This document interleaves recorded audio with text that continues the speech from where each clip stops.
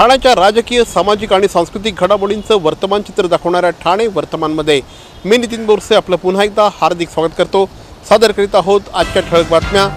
ठाणे महानगरपालिकेमध्ये पुन्हा एकदा शिवसेनेची बहुमताकडे वाटचाल, अनेक दिग्गजांचा पराभव या आणि इतर बातम्या मात्र एका छोट्याशा जाहिरातीनंतर।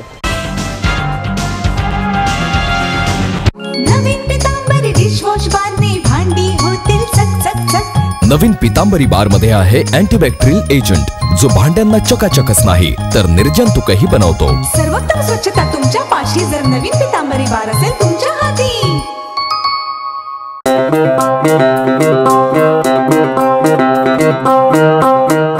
Zip your wallets, don't worry, money will travel swift and fast, 'cause TJSB का नया है ये Magic Transapp app, Transapp Zap, Transapp app।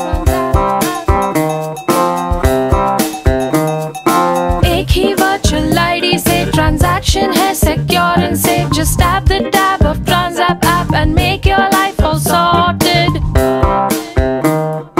पैसा आया पैसा भेजा हो गया चुटकी का खेल, सिंपल इजी फास्ट है ये Transapp, just like a finger snap।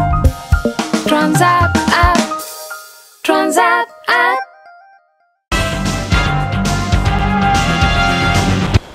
Thane शहराचा ठाणेदार कोण या प्रश्नाचं उत्तर आज पुन्हा एकदा ठाणेकरांनी दिलं। ठाणेकरांनी पुन्हा एकदा शिवसेनेकडे ठाणे महानगरपालिकेच्या सत्तेच्या चाव्या दिल्या आहेत। 21 तारखेला ठाणे शहरातील 131 प्रभागांसाठी निवडणूक झाली होती। त्यानंतर या निवडणुकीमध्ये विजयी कोण होईल याबाबत प्रचंड मोठ्या प्रमाणामध्ये उत्सुकता होती आणि अपेक्षेप्रमाणे शिवसेनेने पुन्हा एकदा ठाणे महानगरपालिकेच्या या संपूर्ण निवडणुकीमध्ये निर्विवादपणे यश प्राप्त केलं आहे। आत्तापर्यंत म्हणजे सायंकाळी 5:30 वाजेपर्यंत सगळे आकडेवारी जरी हाती आलेले नसले तरी आत्तापर्यंत शिवसेनेने 58 जागांवर विजय मिळवला आहे आणि अद्यापही 3 प्रभागांची मतमोजणी बाकी आहे। त्यामुळे ठाणे महानगरपालिकेमध्ये शिवसेनेला निर्विवाद बहुमत मिळेल बोलण्यास कुठल्याही प्रकारची असमर्थता नसावी। गेल्या साधारणपणे 25 वर्षांच्या कालावधीपासून शिवसेनेची ठाणे शहरामध्ये सत्ता आहे। या 25 वर्षांच्या कालावधीमध्ये शिवसेनेने ठाणेकर नागरिकांचा विश्वास जिंकला, कार्यकर्त्यांचं प्रचंड मोठ्या प्रमाणात जाळं विणलं आणि त्या माध्यमातूनच ठाणे शहरामध्ये आज पुन्हा एकदा शिवसेनेची सत्ता आली आहे असं म्हटल्यास वावगं ठरणार नाही। एकंदरीतच शिवसेनेचे ठाणे, ठाण्याची शिवसेना हे समीकरण पुन्हा एकदा लागू झालं आहे। त्यामुळे ठाणेकर आणि शिवसेना हे एक वेगळं नातं निर्माण झालं। निवडणुका असू द्या नसू द्या शिवसेना काम करते लोकांना माहीत आहे आणि म्हणून हे समीकरण जे आहे या निवडणुकीमध्ये आपल्याला पाहायला मिळेल। केलेल्या कामांची पोचपावती म्हणून ठाणेकर यावेळेस शिवसेनेला भरभरून प्रतिसाद देत आहेत आणि या निवडणुकीमध्ये शिवसेनेला बहुमत देखील देतील। एकीकडे ठाणे शहरामध्ये शिवसेनेने आपला गड काबीज केलेला असला तरी दुसरीकडे संपूर्ण महाराष्ट्रामध्ये मात्र भारतीय जनता पार्टीने प्रचंड मोठ्या प्रमाणात घोडदौड केली आहे। भारतीय जनता पार्टीने राज्यातल्या अनेक महानगरपालिका त्याचप्रमाणे जिल्हा परिषदांमध्ये स्वतःची ताकद दाखवून दिलेली आहे। अगदी मुंबई महानगरपालिकेमध्ये देखील तब्बल 81 जागा भारतीय जनता पार्टीने जिंकून त्या ठिकाणी शिवसेनेला प्रचंड मोठ्या प्रमाणामध्ये आव्हान दिलेलं आहे। ठाणे शहरामध्ये भारतीय जनता पार्टीचं काय झालं आहे हे बघणं देखील औत्सुक्याचं ठरणार आहे। भारतीय जनता पार्टीने ठाणे शहरामध्ये आपला परफॉर्मन्स बऱ्यापैकी सुधारवला आहे। या ठिकाणी आत्ता संध्याकाळी 5:30 वाजेपर्यंत अद्यापर्यंत भारतीय जनता पार्टीला 21 जागा प्राप्त झाल्या आहेत। अजूनही 3 पॅनलचं काउंटिंग बाकी आहे। त्यामुळे साधारणपणे भारतीय जनता पार्टी ठाणे शहरामध्ये 22 ते 24 जागांपर्यंत आपली ताकद वाढवेल असं म्हणायला हरकत नाही। एकंदरीतच भारतीय जनता पार्टीकडे या संपूर्ण निवडणुकीमध्ये गमावण्यासारखं फार काही नव्हतं, मात्र जे काही होतं ते कमावण्यासारखं होतं।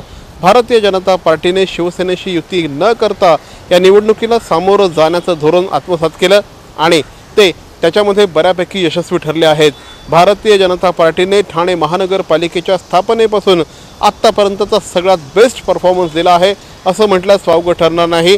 जवळपास भारतीय जनता पार्टीच्या 22 ते 24 जागा निवडून येतील अशा प्रकारचा अंदाज या ठिकाणी वर्तवण्यात येत आहे आणि त्यामुळे भारतीय जनता पार्टीच्या कार्यकर्त्यांमध्ये देखील चांगला जोश आहे। नाही, निश्चितपणे समाधानी जरी नसलो तरी देखील मागच्या 20-25 वर्षात नव्हत्या आल्या याच्यापेक्षा जास्त आमच्या सीट आलेल्या आहेत। अजूनही निकाल बाकी आहेत। आम्ही निश्चितपणे पुढे जाऊ आणि या भागामधल्या मतदारांनी निश्चितपणे आमच्यावर जो विश्वास टाकलेला आहे, विधानसभेच्या निवडणुकीत देखील मोठं मताधिक्य दिलं आहे, त्या विश्वासाला पात्र राहून आम्ही निश्चितपणे काम करू। एकीकडे भारतीय जनता पार्टीने काही कमवलं असलं, दुसरीकडे काँग्रेस पक्ष आणि मनसेची पडझड झालेली असली, तर तिसरीकडे राष्ट्रवादी काँग्रेसने मात्र आपला गड साबित राखण्यास किंवा आपल्याकडे जे काही होतं ते साबित राखण्यामध्ये यश मिळवलं आहे। मागच्या निवडणुकीमध्ये सुद्धा राष्ट्रवादी काँग्रेसचे 34 नगरसेवक निवडून आले होते। या निवडणुकीमध्ये देखील आत्तापर्यंत संध्याकाळी 5:30 वाजेपर्यंत राष्ट्रवादी काँग्रेसने 34 जागी यश मिळवलेलं आहे। एकंदरीतच आमदार जितेंद्र आव्हाड यांच्या नेतृत्वाखाली ठाणे शहरामध्ये ही निवडणूक लढवली गेली। त्यानंतर या निवडणुकीमध्ये नेमकं काय होणार याकडे सगळ्यांचंच लक्ष होतं। या निवडणुकीमध्ये अपेक्षेप्रमाणे कळवा मुंब्रा परिसराने पुन्हा एकदा आमदार जितेंद्र आव्हाड यांना साथ दिली आहे। दिवा परिसरातून देखील त्यांच्या 2 जागा निवडून आल्या आहेत। लोकमान्य नगर परिसरातून माजी विरोधी पक्षनेते श्री हनुमंत जगदाळे हे पूर्ण पॅनल जिंकून आणण्यामध्ये यशस्वी ठरले, तर ठाणे शहरातील राबोडी परिसरातील माजी विरोधी पक्षनेते श्री नजीब मुल्ला यांचं देखील पॅनल या ठिकाणी निवडून आलेलं आहे। त्या ठिकाणी देखील 4 जागा निवडून आलेल्या आहेत। आता संध्याकाळचे 5:30 वाजलेले आहेत। अद्यापर्यंत सगळा कल स्पष्ट नाही, मात्र तरीही राष्ट्रवादी काँग्रेसच्या साधारणपणे 35 ते 36 जागा निवडून येतील असा अंदाज वर्तवण्यात येत आहे। बॅरॉन मेन्स स्टुडिओचा लग्नसराई धमाका 50% महासेल। किती? 50% महासेल। हो, कुठल्याही कपड्यांवर चक्क 50% ऑफ। बॅरॉन मेन्स स्टुडिओ ठाणेकरांच्या सेवेत पुन्हा एकदा नव्या रूपात, नव्या रंगात, अधिक व्हरायटी आणि तत्पर सेवेसह Baron men's studio.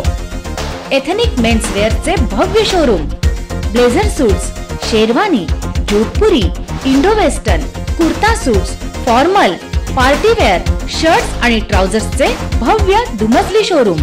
बॅरॉन men's studio, पुरुषांच्या खरेदीचा एक वेगळा अनुभव। चला तर मग वाट कसली बघताय, सहभागी होऊ बॅरॉनच्या 50% महासेल मध्ये। बॅरॉन मेन्स स्टुडिओ, आमंत्रण हॉटेल जवळ, जिल्हा परिषदेसमोर, स्टेशन रोड, ठाणे। दूरध्वनी 02225304837। बॅरॉन मेन्स स्टुडिओ। मरावे परी अवयव रूपी उरावे, अवयव दानाचा हाच संदेश जनसामान्यांपर्यंत पोहोचवण्याचा संकल्प घेऊन निघाले आहेत ज्येष्ठ समाजसेवक माननीय नानजीभाई खिमजीभाई ठक्कर ठाणावाला। त्याचसाठी काढण्यात आली एक भव्य दिव्य रॅली। अवयव दानासाठी सुरू आहेत ठिकठिकाणी जनजागृती सभा। लक्षात ठेवा, आपला अवयव दानाचा संकल्प वाचवू शकतो कुणाचे तरी प्राण, दूर करू शकतो कुणाचं तरी अपंगत्व अगदी कायमचं, फुलवू शकतो अनेकांच्या संसारात सुखाचे बगीचे। अवयवदानाच्या या महायज्ञात सहभागी व्हा। समाजरत्न श्री नानजीभाई खिमजीभाई ठक्कर ठाणावाला यांच्या पुढाकाराने जनहितार्थ प्रकाशित। एकीकडे हे सगळं होत असताना दुसरीकडे काँग्रेस पक्षाचा मात्र अक्षरशः ठाणे शहरातून सुपडा साफ झाला आहे असं म्हटल्यास वावगं ठरणार नाही। नाही म्हणायला 2 जागी म्हणजेच मुंब्रा परिसरामध्ये त्यांच्या 2 जागा निवडून आल्या आहेत। अद्यापर्यंत विक्रांत चव्हाण यांच्या प्रभागामध्ये नेमकं काय झालं आहे हे स्पष्ट जरी नसलं तरी शेवटची बातमी ज्यावेळेस हाती आली त्यावेळेस विक्रांत चव्हाण त्यांच्या प्रभागामध्ये आघाडीवर होते। त्यामुळे साधारणपणे 3 जागी ते विजयी होतील अशा प्रकारची काँग्रेस पक्ष विजयी होईल अशा प्रकारचा सध्याचा कल एकंदरीत दिसतो आहे। काँग्रेस पक्षाचे अध्यक्ष श्री मनोज शिंदे हे या निवडणुकीमध्ये पराभूत झालेले आहेत। त्यांचे बंधू शैलेश शिंदे हे देखील या निवडणुकीमध्ये पराभूत झाले आहेत। मनोज शिंदे यांनी निवडणुकीमध्ये पराभव झाल्यानंतर आणि काँग्रेसचा जो पराभव झाला त्याची जबाबदारी स्वीकारत मनोज शिंदे यांनी आपल्या काँग्रेस पदाच्या अध्यक्षपदाचा राजीनामा दिलेला आहे। मुंबईमध्ये देखील काँग्रेसचे अध्यक्ष श्री संजय निरुपम यांनी पराभवाची जबाबदारी स्वीकारत त्यांच्या पदाचा राजीनामा दिला आहे। काँग्रेस पक्षाची अशा प्रकारे पानिपत झालेलं असताना दुसरीकडे महाराष्ट्र नवनिर्माण सेनेचं देखील ठाणे शहरामध्ये अक्षरशः पानिपत झालं आहे। महाराष्ट्र नवनिर्माण सेनेची अद्यापपर्यंत संध्याकाळी 5:30 वाजेपर्यंत एकही जागा निवडून आलेली नाही। महाराष्ट्र नवनिर्माण सेनेला ठाणे शहराने सुरुवातीला खूप चांगली साथ दिली होती, मात्र यंदाच्या निवडणुकीत ठाणेकरांनी मनसेकडे संपूर्णपणे पाठ फिरवली आहे असं म्हटल्यास वावगं ठरणार नाही। दिवा परिसरामध्ये राज ठाकरे यांनी सभा घेतली होती। त्या ठिकाणी राज ठाकरे यांना खूप मोठ्या प्रमाणात अपेक्षा होत्या।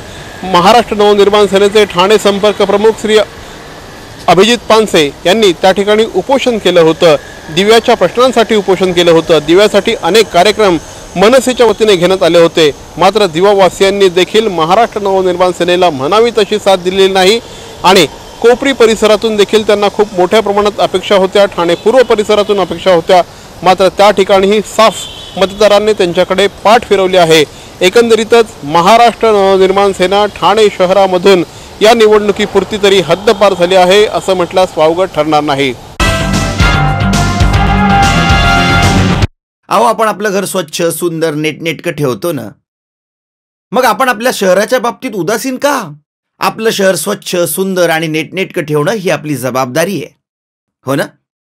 मग उचला फोन आणि विना परवाना होर्डिंग्स बॅनर्स कुठे दिसले तर 1800-222-108 या टोल फ्री क्रमांकावर कळवा किंवा 7506946-155 या भ्रमणध्वनीद्वारे आपली तक्रार नोंदवा किंवा महापालिकेने तयार केलेल्या स्टार ग्रेड ॲप्लिकेशनद्वारे आपली तक्रार नोंदवा। त्याची दखल त्वरित घेतली जाईल। लक्षात घ्या, आपला छोटासा सहभाग आपलं शहर स्वच्छ सुंदर आणि नेटनेटकं बनवू शकतो। जसं आपलं घर तसं आपलं ठाणे शहर। ठाणे महानगरपालिकेच्या या निवडणुकीमध्ये अनेक दिग्गजांना देखील पराभवाला सामोरं जावं लागलं आहे। त्यामध्ये सगळ्यात महत्त्वाचं नाव म्हणजे गेल्या 6 टर्म्सपासून जे निवडून येत होते ते शिवसेनेचे ज्येष्ठ नगरसेवक श्री विलास सामंत यांना पराभवाचा सामना करावा लागला आहे। त्याचप्रमाणे शिवसेनेचे माजी महापौर श्री HS पाटील यांना देखील पराभवाचा सामना करावा लागला आहे। त्याचप्रमाणे ठाणे महानगरपालिकेवर गेल्या 5 टर्म्सपासून निवडून येत असलेले अपक्ष नगरसेवक श्री सुधाकर चव्हाण यांना देखील पराभवाचा सामना करावा लागला आहे। काँग्रेस पक्षाचे अध्यक्ष त्याचप्रमाणे काँग्रेस पक्षाचे ज्येष्ठ नगरसेवक गेले 25 वर्ष ठाणे महानगरपालिकेमध्ये जे नगरसेवक म्हणून निवडून येत होते त्या श्री मनोज शिंदे यांना देखील पराभवाचा सामना करावा लागला आहे।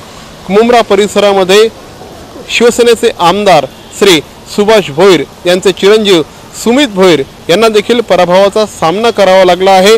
त्याचप्रमाणे इतरही अनेक मान्यवरांना यंदाच्या निवडणुकीमध्ये पराभवाचा सामना करावा लागला आहे। एकंदरीतच वाढलेलं जे 5% मतदान होतं हे 5% मतदान अनेकांसाठी धोकादायक ठरलं हे त्यावरून स्पष्ट होतंय। ठाणे महानगरपालिकेप्रमाणेच इतरही महानगरपालिकांचा आज निवडणुकीचा निकाल होता। सर्वत्र भारतीय जनता पार्टीचा झेंडा फडकलेला आहे असं म्हटल्यास वावगं ठरणार नाही। नागपूर महानगरपालिकेमध्ये तर भारतीय जनता पार्टीने अक्षरशः एकहाती सत्ता मिळवली आहे। विशेष म्हणजे त्या ठिकाणी शिवसेनेला एकही नगरसेवक निवडून आणता आलेला नाही। दुसरीकडे मुंबई महानगरपालिकेमध्ये देखील भारतीय जनता पार्टीने तब्बल 81 ठिकाणी विजय मिळवला आहे। या ठिकाणी शिवसेनेला 84 ठिकाणी विजय मिळवता आलेला आहे। त्यामुळे एक प्रकारे शिवसेना आणि भारतीय जनता पार्टीमध्ये सत्तेची जबरदस्त चुरस असेल असं म्हटल्यास वावगं ठरणार नाही।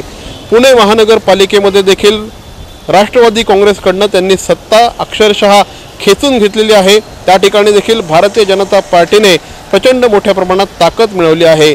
पिंपरी चिंचवड महानगरपालिका अमरावती महानगरपालिका या ठिकाणी देखील भारतीय जनता पार्टीने खऱ्या अर्थाने स्वच्छ अशा प्रकारचं बहुमत मिळवलेलं आहे। एकंदरीतच महाराष्ट्रातला सगळ्यात मोठा पक्ष म्हणून भारतीय जनता पक्ष आता खऱ्या अर्थाने उभारला आहे असं म्हटल्यास वावगं ठरणार नाही। मुख्यमंत्री श्री देवेंद्र फडणवीस यांनी संपूर्ण महानगरपालिकांची ही निवडणूक एकहाती लढवली होती। तेच स्टार प्रचारक म्हणून सर्वत्र फिरत होते आणि एकहाती सत्ता महाराष्ट्रामध्ये त्यांनी मिळवून दिली आहे। महाराष्ट्रातला सगळ्यात मोठा नेता असं वर्णन आत्ता तरी देवेंद्र फडणवीस यांचं करता येईल। तर मंडळी, या होत्या आजच्या ठळक बातम्या। ठाणे वर्तमानमधून आम्ही ठाण्याच्या राजकीय सामाजिक आणि सांस्कृतिक घडामोडींचं वर्तमान चित्र दाखवायचा प्रयत्न करतोय। अर्थातच आपल्या सहकार्याची गरज आहे, तेव्हा आपल्या सूचना आणि समस्या आम्हाला जरूर कळवा। आमचा पत्ता ठाणे वर्तमान, Dadoji Konde stadium, shop number 16, Khatan road, Thane पश्चिम। दूरध्वनी क्रमांक 9820939420. तर मग पुन्हा भेटू उद्या याच वेळी याच ठिकाणी ठाणे वर्तमानमध्ये. तोपर्यंत धन्यवाद. जय हिंद, जय महाराष्ट्र.